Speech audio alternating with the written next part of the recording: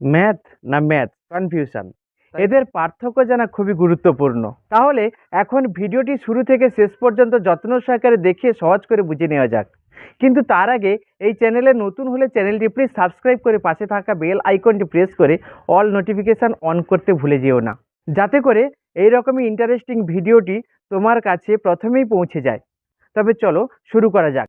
আমেরিকানরা ম্যাথ বলে থাকে, কিন্তু ইউকে বা ইউনাইটেড কিংডম অর্থাৎ তার অধিবাসীরা ব্রিটিশরা ম্যাথস বলে থাকে। কিন্তু আমরা ইন্ডিয়ানরা ম্যাথ বলবো না ম্যাথস বলবো?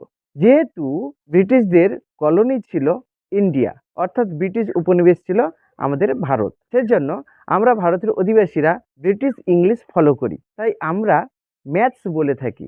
ম্যাথ শুনতে প্লুরালের মতো লাগলেও এরপরে কিন্তু আমরা যে ক্রিয়াপদ ব্যবহার করব সেটা কিন্তু সিঙ্গুলার। তাহলে একটা উদাহরণ করা যায়, math is my favourite subject. বাক্যটাকে যদি আমি ব্রিটিশ ইংলিশে বলি, maths is my favourite subject, এখানে কিন্তু ম্যাথস হয়েছে, কিন্তু হয়েছে কি ভার্ব? ইজ ভার্ব, অর্থাৎ সিঙ্গুলার ভার্ব হয়েছে। Practising maths everyday is mandatory for me, অথবা practising math everyday is mandatory for me.